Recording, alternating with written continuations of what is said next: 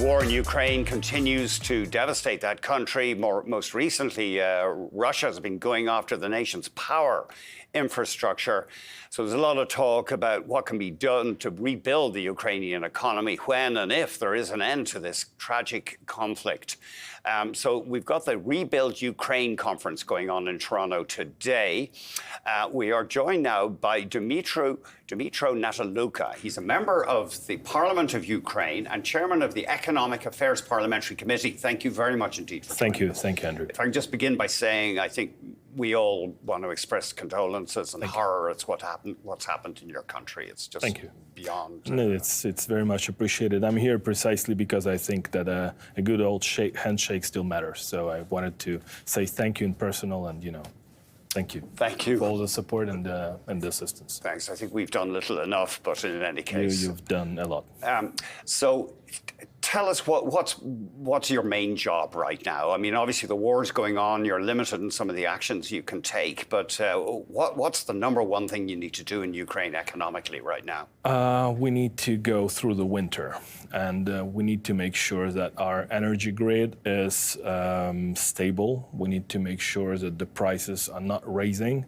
We need to make sure that we don't have any crucial deficit of some specific products, and we need to make sure that the businesses can still function and they can produce for whatever is needed for the war effort. So it's day-to-day operations, but strategically we have to keep an eye on still attracting capital into the country by proving the Russians wrong, that even during wartime there are opportunities in Ukraine, and we're ready to show it. How much of your GDP is going towards the war effort? Can you give us any kind of a ballpark? It's very hard, I'm sure. No, it's not that hard. I would say that probably more than 60% of the GDP 60%? Yes. Well, that's crippling then. I mean, it's combined, of course, in different sectors, different industries, but the war effort is over-consuming. But nevertheless, as I said, it is a tragedy, by all means, of course, but it is also an opportunity, and not just for Ukraine, but also for our partners. Canadian armed vehicle suppliers just made a decision in a public announcement. They're going to open a plant in Ukraine because they find that being based there provides them a lot of, competitive advantage in terms of learning from the combat, learning from the ground, and being able to produce the most advanced vehicles there are at the moment. So what we're seeing is basically different businesses from different countries are opening and are still investing in Ukraine, regardless of the war, because they see that this will be something that will keep the Ukrainian army going. Because as simple as that, businesses generate taxes. Taxes are funding the Ukrainian war effort. So for that reason, I'm here also to ask the Canadian businesses to pay a closer attention at the opportunities there are in Ukraine, because there are a lot. What is the domestic inflation rate in Ukraine right now, roughly?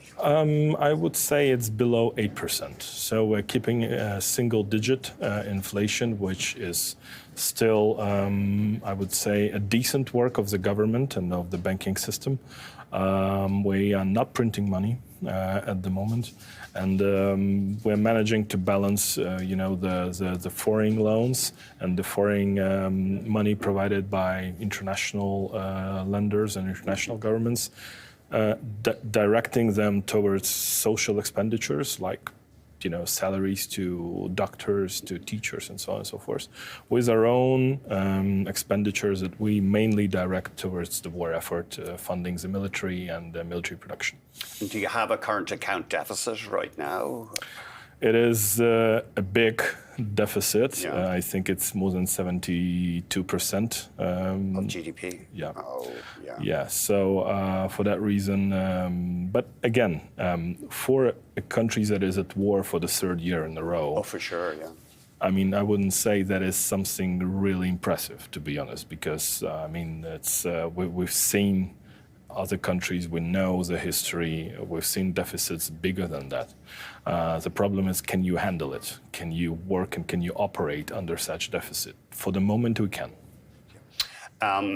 Now, you were quoted in a story that said something like 800,000 men in Ukraine have gone underground because they're worried, about being conscripted, and I wouldn't blame them. I don't know how I would react in that situation, but that's got to be a problem, that hole in your formal labor force.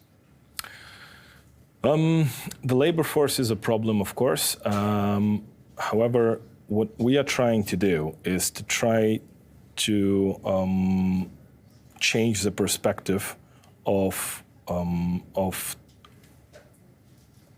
how the war is waged on the front line. What I mean is that we're trying to replace infantry with drones. Okay. Yeah. So I'll have to hurry you. We have a bit more than a minute. Carry on, Yeah. please. So in 2023, we have seen, and even in the beginning of 2024, we have seen precedents when specific parts of the front line have been guarded by drones exclusively, no manpower.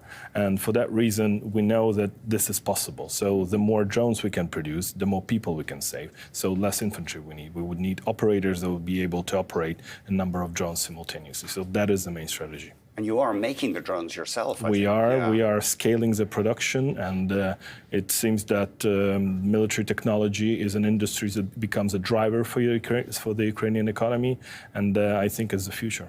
Thank you very much. Thank you very much. Dmytro Natalukha is a member of the Ukrainian Parliament and chairman of the Economic Affairs Parliamentary Committee. Thanks very much indeed for watching Trading Day.